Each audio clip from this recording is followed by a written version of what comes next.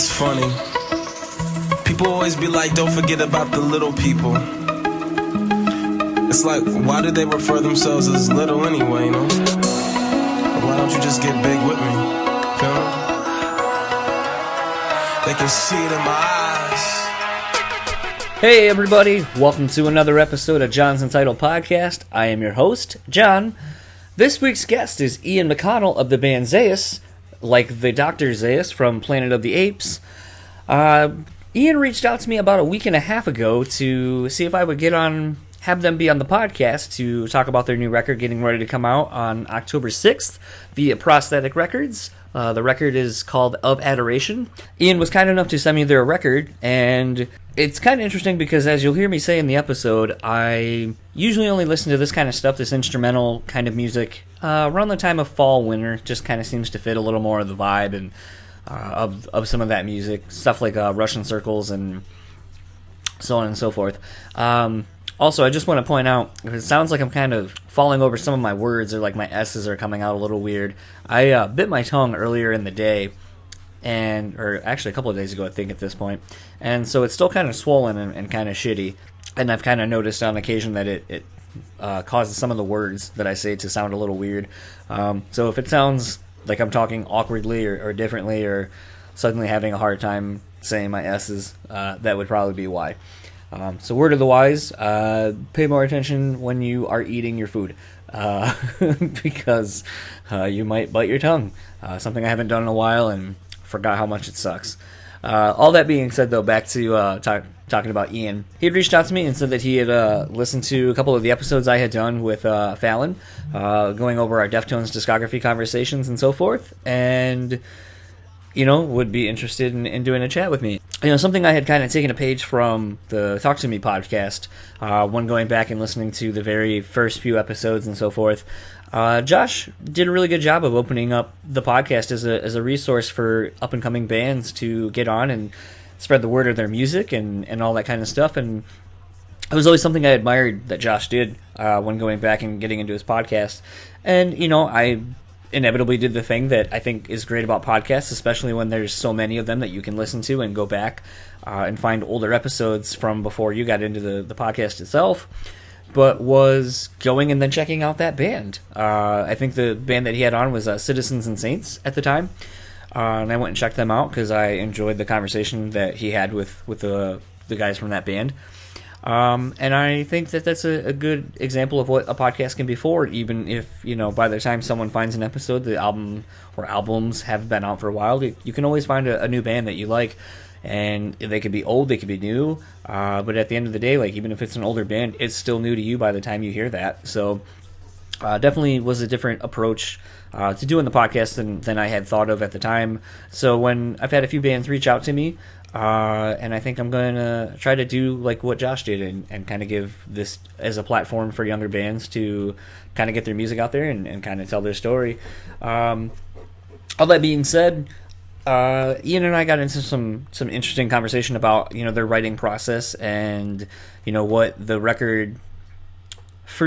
record for them they hope to do with it, what touring might look like for them, being that they are an older guys in the band and have families and so forth. Obviously, if you were a young 19-something-year-old kid, you can just get in a van and leave your bullshit job behind. But sometimes as you get older, you have a nice 9-to-5 and family and things to take care of, and going out and making no money after driving 5.5 hours to get to a show just really isn't in the cards. So it was kind of interesting to talk to Ian and kind of get into more of what being in a band looks like for them. More or less the basis of the concept of this band was just to kind of be a studio project and to be something fun that they play out maybe locally, and has kind of garnered more attention to allow them to sign to Prosthetic Records and make this new record of Adoration.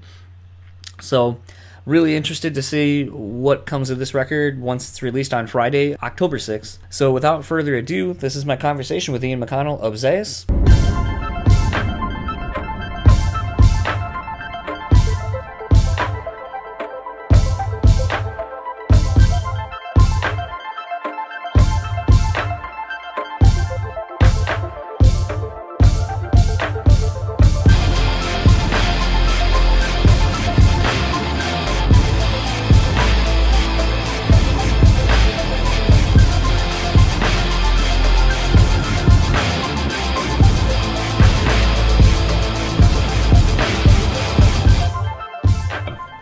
actually do screen printing. So Oh, nice. Nice. yeah, it kind of can be, except for today, the fire marshals, or whatever the fuck it is, I don't even know. They came to work, and so all of the extension cords we use for like fans and all that kind of stuff had to go because it's not set up legally, technically. Right. So, I mean, this is still one of the hottest days of the year still, or I mean, not of the year, but like of the next couple of weeks. So it was, You're in Michigan, you know, Michigan, right? yeah. What So, part? Grand Rapids. Okay. My family lives in Muskegon. Okay, so you're about the family's about an hour away from me then at that point. Yeah, not too far at all. No, at least they have a beach though. Yeah, right. So I'm here with Ian McConnell, and we got introduced because you had reached out to me via an email, stating that your band, or at least you, I'm not sure which it is, if it's the band or if it's just you, had reached out saying that you had heard that episode that I had done on the Deftones discography, and reached out and said that you guys, your band, and I'm not exactly sure how to pronounce your band name, so go ahead and say what your band name is so people can actually get it correctly the first time. It's called Zaius. Okay. Like Dr. Zaius from Planet of the Apes Okay. is where it came from. But yeah, Zaius. Are you guys going to run with that with any merch designs, or have you yet? Yeah, we've done it. Mostly it's from The Simpsons. Right. The Dr. Zaius song, but yeah, we've worked with that kind of merch stuff before. It's always funny when people have something like that and they don't run with it. And it's Right. Well, it's an obvious merch idea. But you guys were gracious enough to give me your upcoming record that comes out as of the time we're recording this, a week from, not today specifically, but a week from now. Correct. And I was pleasantly surprised because I think you guys caught me in a good mood of catching, music like this, because usually stuff in this realm, which is you guys are an instrumental band, a lot of times I wait until like fall, winter time to listen to stuff like this because I'm kind of more in that headspace, if that makes any sense. But I was pleasantly surprised by everything because, like I said, a lot of times I have to kind of want to seek out music that doesn't have vocals or things of that nature. So let's start from the beginning, though. How did you get into music, or how did this band start, for those who aren't aware of the Zaius? We've met just in the scene. We've all been playing in bands for the past 15 years or so. We've all started in the scene in like really heavy metal type stuff, and we just met throughout bands and eventually just started jamming. Was the idea always to be an instrumental, or was it just kind of a necessity due to the fact that you could never find a singer just in general, or one that worked with what you guys were trying to do? We had a vocalist at the start, but we kind of wrote the songs without him in mind. So there's all kinds of lead tracks and a lot of stuff. Pretty much when we gave him the songs, there was no room left for vocals as far as melodies and things like that. So it just didn't end up working out. We didn't intend to be instrumental, but it just kind of happened. But we all really were into instrumental music before we started the band. But what are some of the influences of the band as a whole that you guys would use as like a launching point for like influences to start jamming yourself? Well, like I said, we started off in really heavy bands, so influences back then might have been totally different from Zaius, where we were trying to be a mellower version of things we've done in the past, like trying to, I don't know, explore clean guitars, effects, things that we never got to do in our other bands. They were just too heavy, It's interesting. One of the, I think it was toward the very end, and as I kind of had said before we were recording, with having my phone on at work and only being able to listen and not see what songs were, I'm not exactly sure of song titles, but there was a song, I want to say it was like either the second to last or last song. There was some leads going on, and I had a very Thin Lizzy vibe to me. Like I was picking up on that, and I don't know if that's something that any of the guys in the band like at all, or if anyone has ever picked up on that, but I was kind of like, wow, there's like this weird like little Thin Lizzy kind of vibe going on, and I was like, it's kind of weird to pick that out in an instrumental band. Is that an influence of you guys, or am I just kind of totally picking something out of left field for you? No, yeah, probably very subconsciously. That's the stuff we were raised on, a lot of classic rock, Thin Lizzy, Rush, Pink Floyd, along those lines. But yeah, plus every. I was gonna say, has anyone ever picked that up? Oh no, that's the first time we've heard Thin Lizzy. But yeah, we all have totally different tastes too. So our bass player is definitely into stuff like that. So he incorporates that style in for sure. Like, you guys are on the outskirts of Chicago, if I'm not mistaken. Yes, yeah, Okay. suburbs of Chicago. Okay. I know here in Michigan, and kind of I'm noticing as a whole, the trend is kind of becoming more. You're seeing a lot more instrumental bands actually making it and having, success. We know with bands like Animals as Leaders, and to a degree, I know Between the Buried and Me has vocals, but I mean, most people would probably associate them for their musicianship. Right. Is that something, seeing a lot of bands that are making it right now as instrumental bands, does it make you feel like this is something you can attain even on a local level? Because I notice a lot of on the local level, a lot of instrumental bands popping up around here in the Midwest, and it's kind of surprising to see a scene that supports those kind of bands. Right. Yeah, it's almost getting to the point where it's too much. Like, it's like oversaturating itself in a way. It's cool, but like now it's almost not even a strange thing to be an instrumental band anymore. Like, there's kind of so many of us now, especially Chicago. There's a really big instrumental scene. So, but do you think that helps you guys in the sense of like, because there would have been a time where it's like a band like you, I was trying to think of this from like a booking perspective. If I would have gotten you guys and gotten some songs to listen to, I'd been like, this is really cool, but what the fuck do I put it with? Right, yeah. And that happened to us a lot in the early days. They would just throw us on a hardcore bill, or we played a lot of, they would lump us in with like doom bands all the time, which we have elements of that in our music, but like still, we were always the odd guys out, no matter where. But now, yeah, there's kind of like a little instrumental scene going on, and at least we can play shows together. We have like kind of like a little clique at least. So, do you feel that being the odd band out on a lot of bills actually worked in your favor? Oh yeah, we would definitely prefer that, especially because, like you mentioned, Animals as Leaders, Chan, Pliny, bands like that, like. We're a totally different style of instrumental band than those, the more genty, 8-string, shred type bands. We don't really run with that crowd too much, so. But them being a band raises awareness to instrumental music as a whole, so. When I was trying to think, some of the songs, I was trying to figure out what... I mean, because a band like this, I mean, I'm going to assume as a musician, not a very good one, but as a musician myself, I was trying to think of a lot of the different gear you guys were using. How big into gear are you? Is it like, are you in the search of like the perfect tones and different things, or is it more just like, about the riff and the groove and stuff like that, and just kind of the actual writing? Yeah, for us, we're not really super huge gearheads.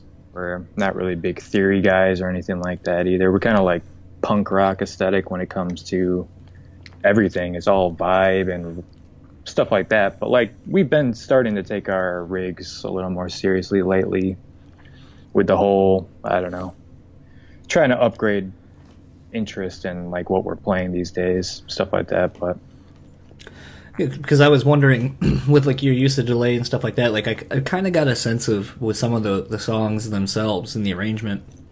It's kind of weird that you said you guys were from more of a heavier background, because I kind of got the sense of that. But it's almost like the things, instead of being played very fast, they're played with more sense of creating a backdrop to allow for like more ambience and groove and stuff like that. And I think that's a big difference between, something like a metal or a hardcore or whatever, into more of this. At times it almost like flirts with like shoegazy kind of stuff, with like the delays and the clean of guitars and all that kind of stuff. Mm-hmm. So I mean, at what point is it?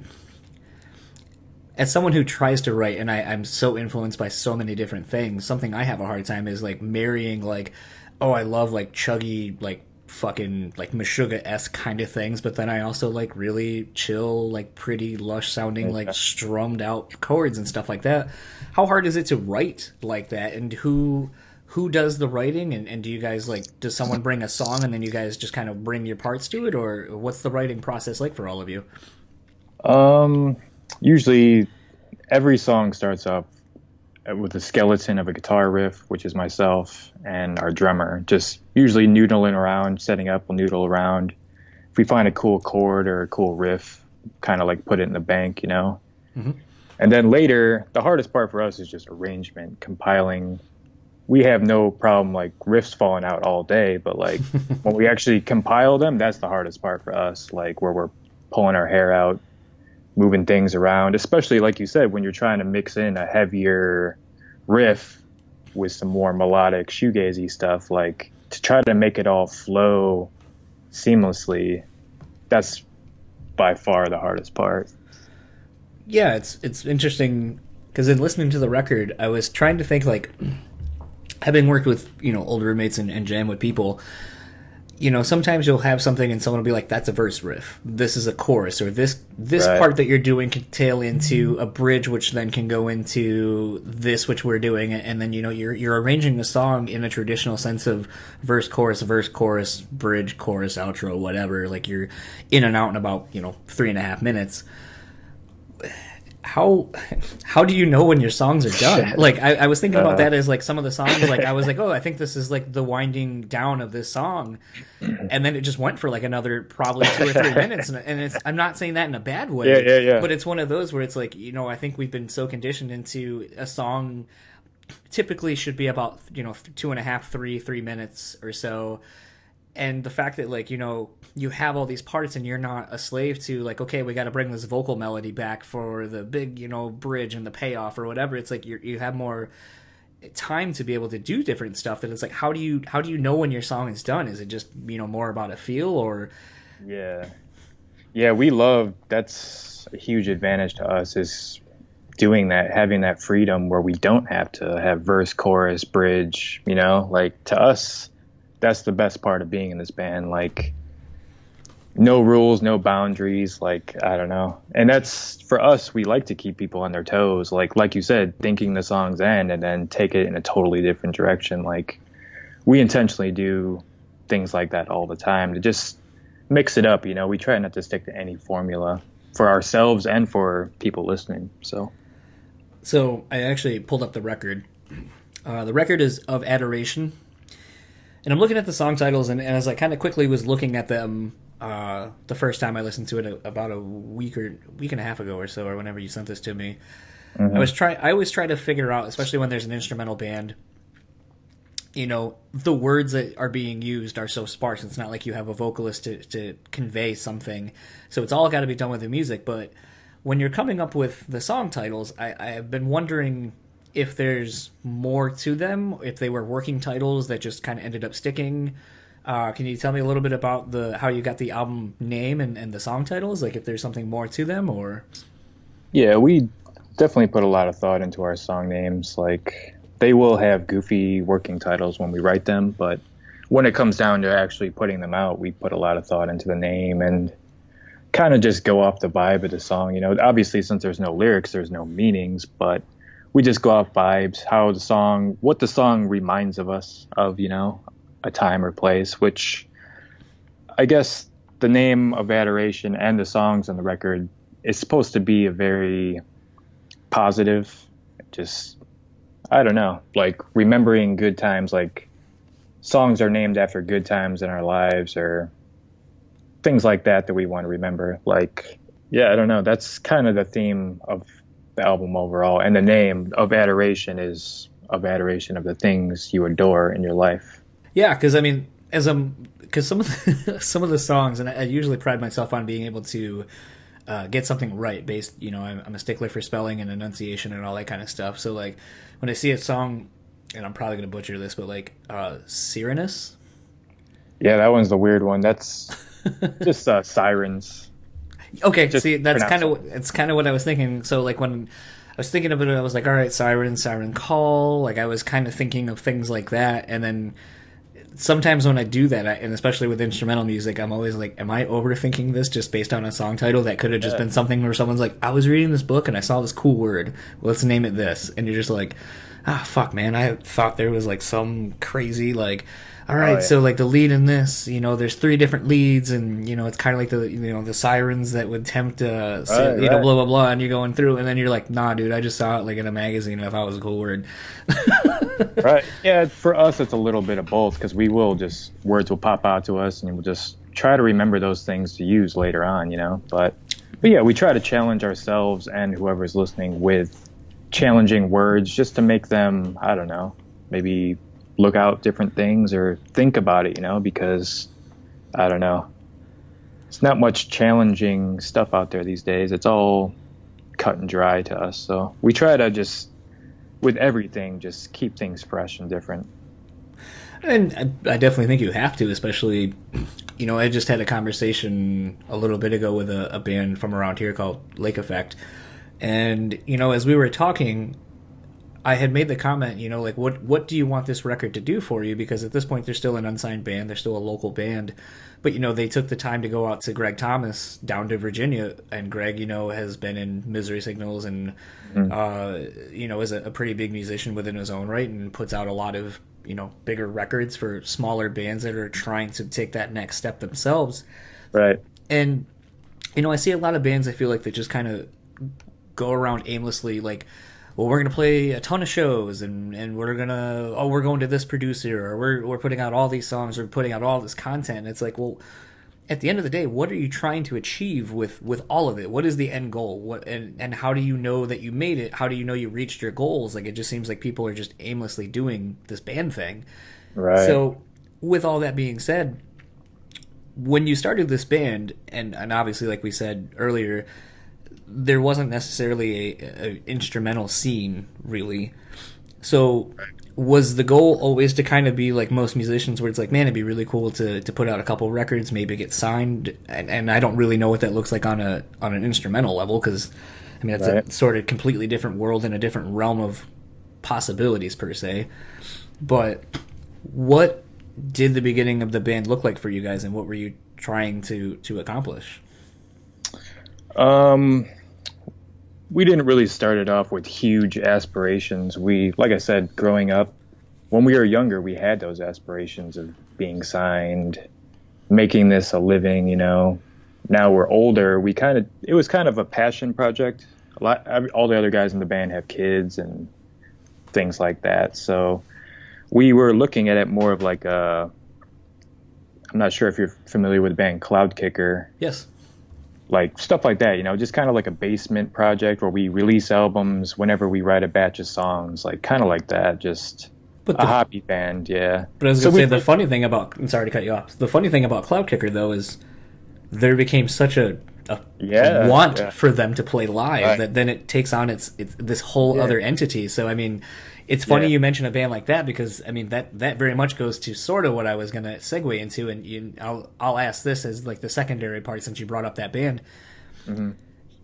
You get to a point with it, or any local band, where you build enough buzz and you kind of take your shit seriously, that you got to kind of start thinking like things are kind of attainable. Like, wow, there's actually a sort of demand for this. So at that point, it's like, you mentioned Cloud Kicker, and that was just, like you said, a basement project that wasn't really meant to be anything, and then it became something with a really big demand. So with that kind of being one of your influences, like, how do you, and I guess, because I'll just say this so we can talk about this too, you guys are, the record we're talking about, you guys are putting out through Prosthetic Records. So, I mean, that's a pretty big, indie label.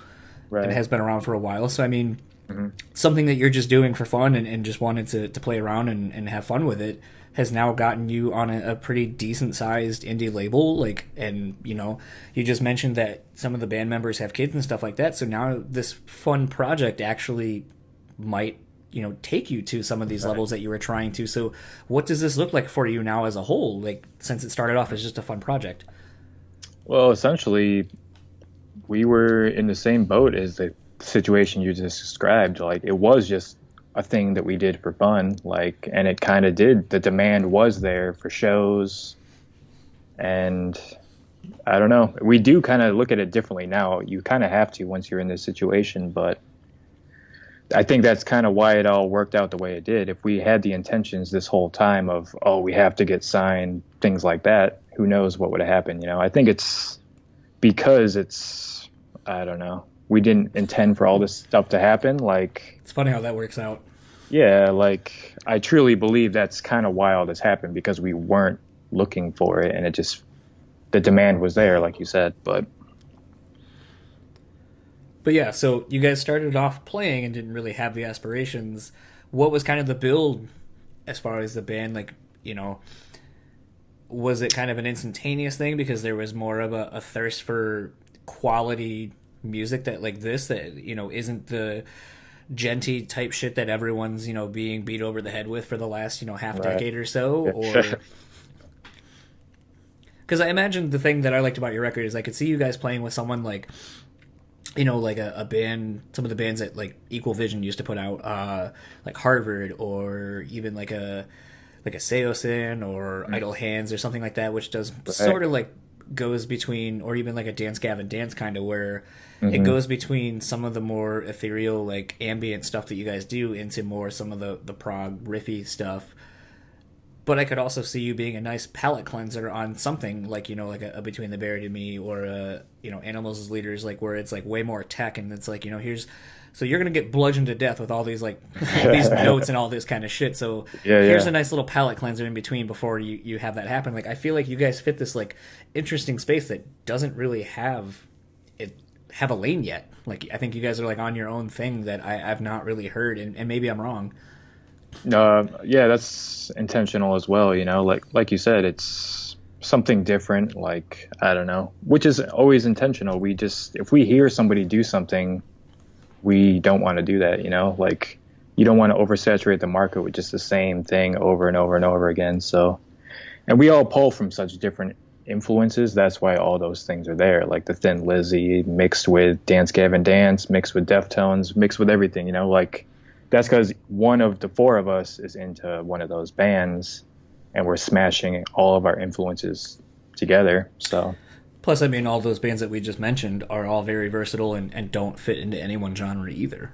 Right. Yeah, so we're taking all these very obscure bands and making it even more obscure, essentially, which could be a good or a bad thing. Like you said, it's starting our own lane, but it might just be sometimes people want the same thing over and over again, you know? So we'll see. It's funny, as I was thinking about it, I was like, you know, I could see this band doing really good, but I can see, as from the booking perspective of things, I could see a lot of people being like, yeah, I don't know what the fuck to do with this. Like, I don't know the kind of local bands to put on this. So it's one of those things, like, unfortunately, like thinking about a lot of bands over the course of, you know, the 30 some odd years I've been alive and seen a lot of different genres come and go, that sometimes I wonder, like, and this is like, this kind of sounds like a backhanded compliment, but it's totally meant to be like, you know, like, wow, like you guys are like I said, doing something different. But it's like, I'm wondering if like, because you're different enough, if it's going to be one of those things where you're like, you guys are too soon. Like by the time like everything happens, like you guys will have been like, everyone will be like, man, you remember there was a sweet band when this you know, whatever they'll end up terming this, but you know, there was a sweet band, Zaius, and it's like, they put out like, you know, a couple of records, did a couple of tours that were really good, but you know, just never made it over the hump because people didn't know what to do, and they were on the groundswell of like this thing that was about to come, and then, you know, 5 years later after they broke up, like then it became like, I have too many instances of bands like that. Then it's like, have you guys thought of that, or like, you know, just the fact of like the struggles you may run into being kind of like a band in your own lane at this point? Yeah, like I said, with the no expectation thing, we keep all these things in mind, and if it happens, it happens, you know. Like I said, we have no huge aspirations of becoming the next Mastodon or Baroness or something, you know. Like, if this is the end of it, that's fine by us too, but like, we are well aware of like you said, like you'll see bands like Misery Signals or Quicksand or Failure back in the day, like bands that are ahead of their time, which got popular when it was too late, you know, after they've already broken up or something like that. Like, it happens all the time. So I'm wondering, The hard part though is too is and maybe you can explain this too on as a secondary part of this question, but with was there a lot of label interest from you or for you guys, or was Prosthetic like really one of the first to come to you and offer you something that you were, excited about and could get behind as far as like, signing to a label? Because, I mean, today's musical landscape, sometimes you don't really need a label for anything other than Right. just distribution. And even that's kind of Yeah. a little eh. Yeah, that's kind of the mindset we had starting off. Kind of keep it DIY just because of things like Bandcamp, Spotify, like you don't really need a middleman, but and we had talked with some smaller labels about maybe doing a small run of vinyl or something like that, but yeah, Prosthetic was the only one that came around. And like you said, they're a reputable label. Once we got something from them, we took it a lot more seriously and like it was kind of a no-brainer to go with them just because their reputation. It's interesting because when I was trying to think of the bands that I used to listen to from Prosthetic, I was all I could really think of was like early All That Remains, Acacia Strain, and like bands of that ilk. Like, are there many bands like you guys on that label at this point? No, not at all. Okay, Like, so it wasn't just lack of research on my end where I couldn't find anything. That just well, really isn't. yeah, we're the odd man out again. There was a band called Scale to Summit. Okay.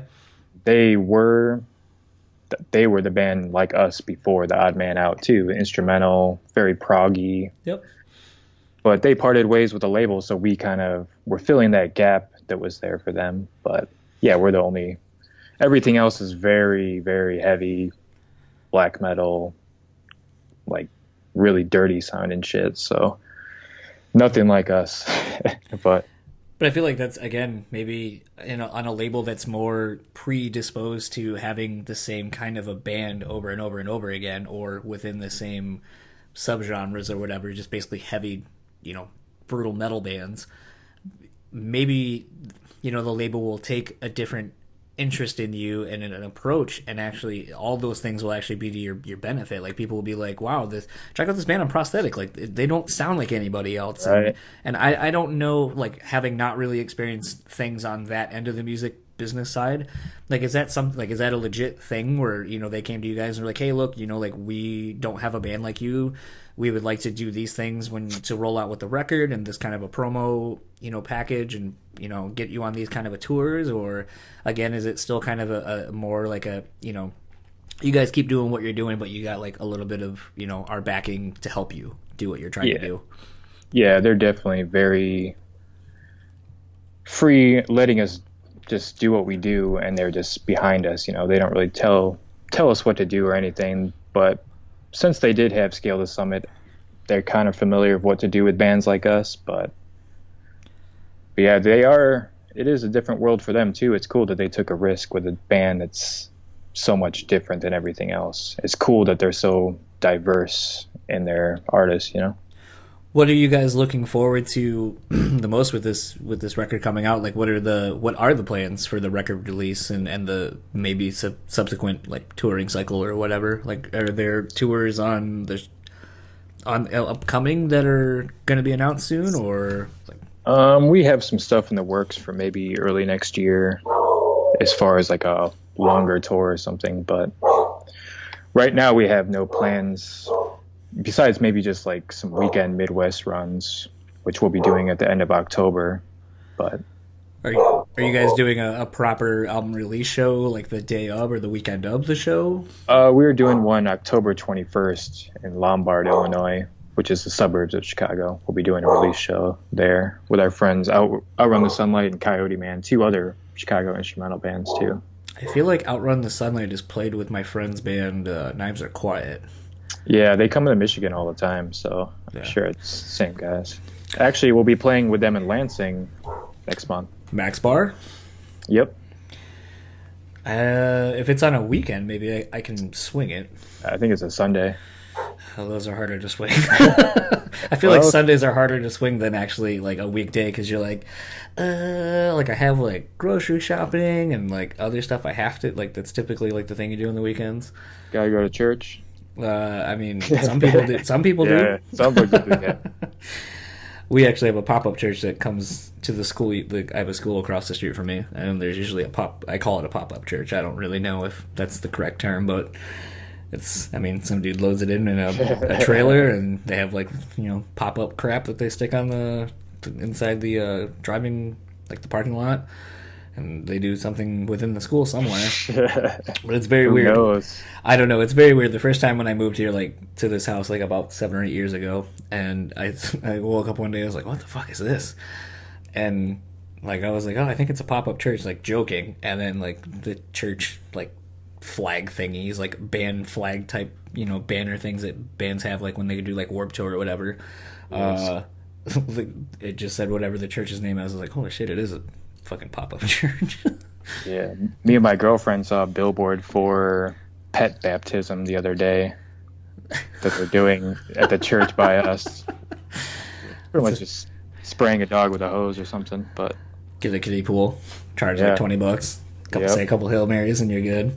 yeah, So with something I had asked Brandon from Lake Effect when we were talking about his record that's getting ready to come out soonish. With this record, what are the aspirations from you guys? Like, I know we have already said it numerous times that you guys don't really have much, that you're looking to do with it. But I mean, I feel like when you get to the place that you're at with this, like where you're on a decent, like I think they call them like major indies or something like that. And you guys are getting ready to put out something that's got a good distribution that can reach further than potentially you could on your own. Yeah, I feel like you have to start looking at the band and everything kind of as a business, and Right. have to have some realistic goals and so forth. So I mean, going into this record coming out in a week, like what are some of the goals that you guys have for it, and what do you hope that the record does for you?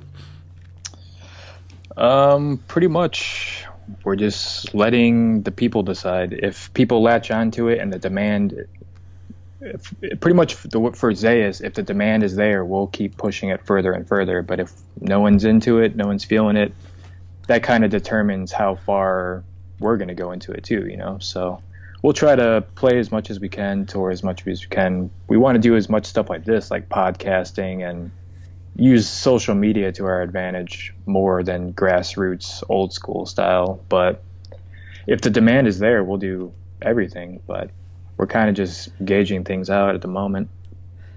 Do you see a lot of heavy touring next year, or very, I mean, like again, we mentioned Cloud Kicker kind of as the Right. recipe for what you guys are doing. So I mean, it's like, I guess like if the and then I don't know if this has been part of the sort of promotional rollout for everything as well, but if the label's like, hey, this is a band that basically isn't really going to tour a whole lot at all, and it's just basically going to be a studio project.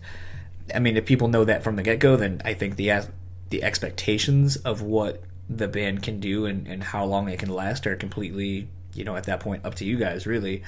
But I feel like a lot of labels don't explain that to the fans. They just push out a record or whatever, and then all of a sudden it's like, well, when am I going to see him? I want to see him. I want to see him. I mean, how many times do you go onto different band, social media pages or the individuals themselves, and you see, hey, come to Brazil, come to this place, come to this place, come to these places. So I mean, at that point, like, are you guys ready potentially to have people be like, yo, come to this place? And you're like, well, it doesn't work quite like that. Like, there's one of you, and there's 4 of us, and Right, the gear yeah. and the van and all that kind of stuff. So are you guys potentially ready to make those strides to become an active touring band? Yeah, like I said, if the demand is there, we'll make it happen. But we are for sure a live band. We are in no way a studio band. Like, even though we had the intention of just being kind of like a hobby, sparsely releasing records type of band, like, we are a live band. Like, that's when we are at our best. So we pride ourselves in our live show, and we'd love to tour. Just logistics make it kind of hard. But if there's a demand for it, we'll swing it eventually, But yeah, we have some things in the work for January, February right now. Probably sticking with other prosthetic bands at the moment. Maybe just kind of piggyback along with them for some small runs or something like that.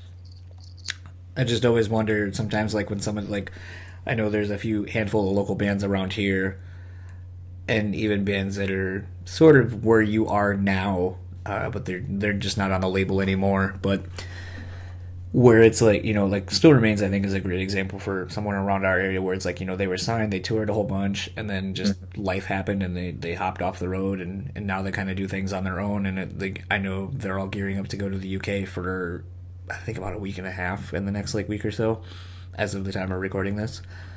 But it's one of those where I see so many people, some of the guys had to go because they had, kids, and they couldn't do the road as much as some of the others did. So it's like, I always wonder if there's ever talks of, if a band gets to that point where it's like, okay, well, I don't have kids, but I really want to do this. And so, I mean, it's like, I kind of wonder if you guys have had that conversation where it's like, I mean, at some point you kind of gotta, I feel like you have to kind of have that conversation as a whole, and just kind of be like, okay, like, realistically, we have to make blank amount to make it worth our time. Like, I mean, that's just really any band. Like, you're not going to be a typical, like, 15, 16, 17-year-old bunch of dudes piling in your mom's, like, minivan and borrowed gear and all that kind of stuff and be stoked to make $25. Right, which we've done before. Like, that's kind of what we all came up doing, is eating shit on the road all through our 20s. So for sure, that's why we're kind of weary to go back to that. We know what we're setting ourselves up for. So it's just kind of an interesting time in this day and age. I mean, I had mentioned on a different podcast where it's like, you get offered, like, I'll get offered like an all black metal, 5 or 6 band package tour. They want, $1,800 for a Monday night, and you're like, yeah, no, that's not that's not happening. Like, I'm not putting on a mini Maryland Death Fest, like, like, it just ain't happening. But I also, like, I commend those people for, trying to do it, but I just often wonder, it's like, you got, like, as a band potentially gets bigger later on in their life, and, like you said, you guys have, like, day jobs and so on and so forth. It's like, okay, so at what point do you kind of start thinking, like, the one person being like, I really want to do this, and, like, it kind of sucks that, like, I'm sort of being held back. Right. And maybe that's the wrong verbiage to use, but, yeah, I've seen it far too often where eventually it comes to that with some bands where it's like, well, what happened to this person? Well, they have kids and they just really couldn't commit to the life anymore, and I didn't want it to just be solely this thing, and 2 weeks or, basically a month worth of touring over the course of a full year really doesn't scratch the itch that I have creatively and all that kind of stuff. So it's one of those where I just wonder, like, at this point, it's like, I know, and we've beaten it to death, but I mean, it's like, there's no aspirations, none of these kind of things. But have you guys at least maybe talked about that, where it's like, hey, if it gets to this point, like, you're still in the, like, I would still be willing to be in the band, but maybe just in a writing situation, and maybe you could find someone else to replace me in a live setting? Yeah, that has come up, and something we've all agreed on is we're not fans of rotating lineups and stuff like that. Like, pretty much we almost made a pact, if someone leaves the band, then that's the end of the band type scenario. Maybe if it ever came down to it, we could do a fill-in touring musician if somebody really couldn't do a tour opportunity. But something to me that really irks me is, like, rotating lineups and bands. Like, it's becomes a cover band of the band itself, like, why would you even want to go see the band if no one in the band is there? Like, no, totally. To me, strange. Yeah, I just saw that Every Time I Die, like, one of my favorite bands, is apparently having their their 4th drummer, I think, at this point. It's not officially been announced that Daniel Davidson's not the band anymore, but oh, he's not? Oh, man. I don't know. The drummer from Norma Jean currently posted something, and it had all the rest of the Every Time I Die, like, scrims on the cabs and all that kind of stuff. So it looks like he's at least filling in, but at this point I think they potentially have gone now through their 4th drummer. 2 Norma Jean drummers, huh? Yeah. But I mean, every drummer they've gotten since Ratboy left, I think, has exponentially gotten better. And I mean, I don't know if maybe for them, like, the new blood of a drummer or whatever, like, they've kept the band itself, the writing part, pretty consistent over the last, decade plus. But I think sometimes I wonder if invigorating a new person kind of adds, a shot to the arm, as it were, to the songs and to a band, to make it kind of be more like, yeah, this dude's awesome. Like, let's fucking get in the room. Let's write some shit. Like, let's see what this is. Yeah, like, I'm excited. Yeah, as long as the core songwriters are always there, the band can always survive. Like Every Time I Die, like they have the core there, so a drummer is just interchangeable. But yeah, I think bringing a new guy in definitely brings in a new life to the band. But Have you guys ever thought about doing something? Because during the whole record when I was listening to it, I was just like waiting for the sort of Russian circles thing where somebody comes in and does like a vocal part on it. oh, yeah, yeah, yeah, we've considered it. I'm sure somewhere down the line we will, maybe some female vocals or something along those lines. But yeah, we've considered it for sure. Well, I think that's kind of a lot of the things I've been thinking about over the last week and a half, like to ask, like, and I really appreciate you reaching out to me, Oh yeah, like I had kind of mentioned, like, I do this basically in my office and talk to usually like a computer screen sometimes where I can actually see the person and majority of the time not. right. But for considering that I just do this in my room and pretty much assume no one listens to it, it was kind of interesting to see you had reached out. Especially it was like the Deftones chats that had gotten you. So in the last couple of questions in closing, in checking out the Deftones stuff, how do you feel Fallon and I have been? Because we've gotten some flack, I've noticed, on some of the different socials and such that it's on, like where people are like, oh man, that song's not this song's the best song, and you guys said it was one of the worst. Like, do you think we've been pretty spot on with our assessment Yeah. of the records, or is there something where you're like, man, that was an egregious like statement you guys made Oh, on yeah, on yeah. this? No, you guys do a great job. It's her least favorite song or your least favorite song, like of course my feelings get hurt, but it's all subjective, like people aren't always going to agree, but yeah. What's interesting is in a couple hours we're actually going to be doing the chat about Saturday Night Wrist, which Uh, is still a record I still like. I we pretty much already did my least favorite, which was Adrenaline, yeah. and from there we just get into records that I like. Saturday Night Wrist is a record I think is a pretty strong record, honestly. Same like Yeah. I had said with the self-titled. There's a lot of great records or great songs on these records. I think sometimes the sequencing is kind of what throws it off. And actually, this reminded me of a question I was going to ask you guys. In putting this record together, how important was the sequencing, or was it just kind of because I was expecting a lot more songs to lead from one right into another, like, oh, the tail end of this pretty little like shimmery chord is going to segue into this other thing.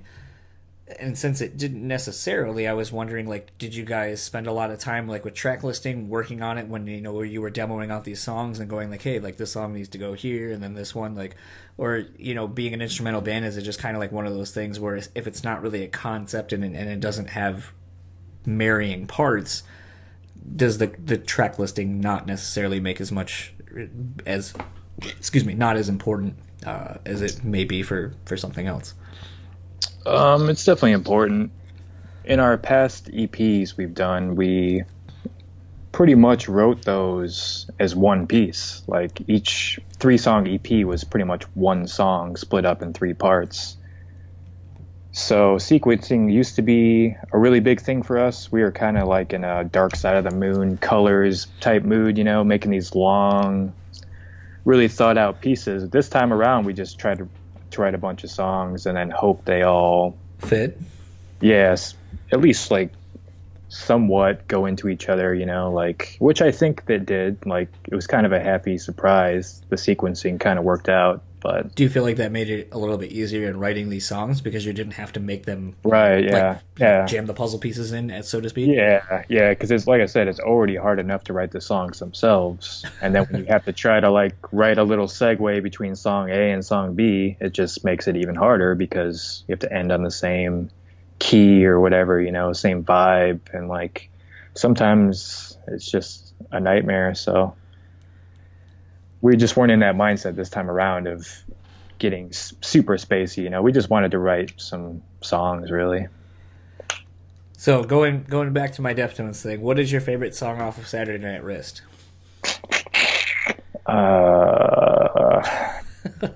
Yeah, no, I love the record too. I think it's a great record. Maybe Kim Dracula, or I'm not good with names either, like you, but Kim Dracula, probably, I'd say. All right. And then favorite Deftones song as a whole? Probably Digital Bath. Those drums. Just Just overall, yeah. the way those drums start off the song. Yeah. That's overall why, because production, songwriting, overall, that's just the best song ever made, in my opinion. But It's definitely up there every time I hear that song. That and I think Change were like the two on that song where even thinking about it now, it kind of gives you goosebumps, just like the ethereal nature of like the recording and just the way it was done was interesting, and it just sounds great and it's timeless. yeah, the production on that record overall is just ridiculous. But So I always end these with a song. So what song would you like me to end it with? And maybe give me a little bit of a backstory as to why you chose that song, and it doesn't necessarily have to be one of your own. There have been a few people who have thrown me curveballs and been like, oh, play this song instead, not by me, and I'm like, oh, okay. So it doesn't have to be something of yours, but I assume that you would want to play something off the new record that's coming out. And right. So, I guess I'd say Sirens. We just put out a video for it the other day. It's by far probably the most well-written song on the record. Like, as far as like cohesiveness and blending all of our different styles into one song, the really heavy stuff, the really chill stuff. Like, I'd say that's the best thing we've done as a band yet. So I definitely choose that song. Would it be safe to say that potentially this is maybe more in line of where you guys would like to go with some of the songs you're writing? No, probably not. Like, I don't know. We don't really have those. We don't think that far ahead. We just kind of riff, see what happens. I know we want to experiment with some weird tuning, some weird pedals, stuff like that, and kind of just see what happens, Maybe could be a lot heavier, no heavy riffs at all. Like, we kind of just leave it all up in the air to chance, see what happens when we get in a room together. Definitely. Well, I want to thank you for, again, reaching out to me and sending me an advanced copy of the record. I really enjoyed it. And thank you. Where can people find you and or the band and all that kind of stuff to plug the socials? We are Zaius Band on all socials. I think it's Zaius the Band on Facebook. But yeah, we're on Spotify, iTunes, all that kind of stuff as well. You can find out our new record and our older EPs. We have 2 older EPs as well. Is there still pre-orders up for this? Yes, yeah, pre-orders are live on Prosthetic site. And I didn't check that before we did this, but I would assume there's going to be vinyl, hopefully? Yeah, we're all really big vinyl guys, so that was a big thing for us to do vinyl, so. Awesome. Well, hopefully you guys have a great first week, and I will, like I said, I will get this out in the next, probably put this out Monday or Tuesday just to kind of really give it like the last little push for you guys to use or whatever. But again, I really want to thank you for reaching out and giving me a copy of the record, and awesome. Hopefully I'll see if I can make that show in Lansing work. Otherwise, hopefully you guys will be out this way soon enough, since we're here in Michigan, not so far away from you guys. Right. Yeah, thanks for having me, man. Yeah, not a problem. Enjoy the rest of your evening. You too, man. Bye. Bye. So that was my chat with Ian McConnell of the band Zaius.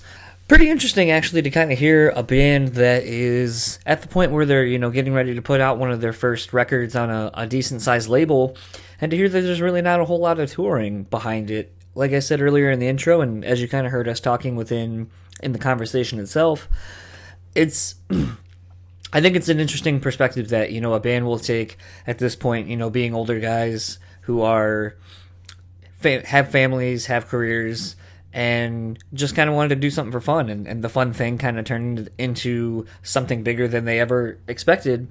And I tend to find that a lot of bands who go into making a band just to have fun and having real no aspirations as far as anything other than just like, hey, we'll make some music and we'll see what happens. Ironically enough, a lot of those bands also are the ones that take it a lot further than most people who start a band to try to get big and popular and all that kind of stuff. I don't know if it's just because, you don't care and everything that happens is a success in your eyes because you don't plan on anything to happen with it other than just having fun. But it was kind of interesting to hear, Ian talk about how one of their influences is Cloud Kicker, and Cloud Kicker actually is one of the bands, as we were talking, that I kept thinking of in my head, of being like, man, this is very much like how Cloud Kicker started. But the problem is there became such a demand that Cloud Kicker had to make a band. It couldn't just be the one guy, basically. He had to get a band, and they had to start hitting the road and figuring out what that looked like. So, I mean, I guess that's a great problem to have, that there's such a demand to see you, and you have to figure out what that's going to encompass for you as a musician and eventually as a band. So I'm hoping maybe the same thing can happen for Ian and the rest of the Zaius guys. I mean, like I said, worst problems to have. So if you want to follow Zaius, you can do such on Facebook, Instagram, Twitter, pretty much everywhere. It's going to be Zaius the Band. Twitter is actually Zaius Band, and so is the Instagram, so I'm sorry. It's actually Facebook, Zaius the Band. Twitter and Instagram, Zaius Band. If you would like to see their songs, well, I don't know how you would see a song. If you would like to hear their songs or go purchase the other EPs they had talked about, you can go to zaius.bandcamp.com. That's zaius.bandcamp.com. You could also email the band at zaiusband@gmail.com. There is a link currently on their Facebook for pre-orders for the record. It looks like they have a really sweet blue variant of the record. It's $21, which I think is actually a pretty reasonable price for a new record. And $10 if you just want the CD. Like I said, there's a link on their Facebook which takes you to Prosthetic Records, which I believe the link I saw as I looked at it real quickly was just store at prostheticrecords.com, probably a /Zaius, if I had to guess. But yeah, I would definitely recommend, if you're into a lot of like kind of chill instrumental kind of stuff, like metal, hard rock kind of things, Zaius is definitely a band for you. If you're into instrumental music of this kind, and you would like to pre-order the record, obviously first week sales are a huge thing. So it'd be great to see this band do really well with this first week sale. So head on over to the links, the Facebook links, the Prosthetic Record links. Go view their YouTube video for this song that I'm about to play, which is Sirens, off of their album of Adoration. Comes out this Friday, October 6th. And they have a couple of shows coming up, too, in the Midwest area. October 3rd at the Subterranean in Chicago, Illinois. October 20th, Frequency in Madison, Wisconsin. And October 22nd at Max Bar here in Lansing, Michigan. I say here like I'm actually in Lansing. I'm not. But here in Michigan is where the show will be taking place. So if they are in any of those places, or you are in any of those places, go see them, go support them, tell them that you heard them on this podcast and heard me rambling about some bullshit. So without further ado, this is Sirens off of Adoration by the band Zaius. Talk to you next week.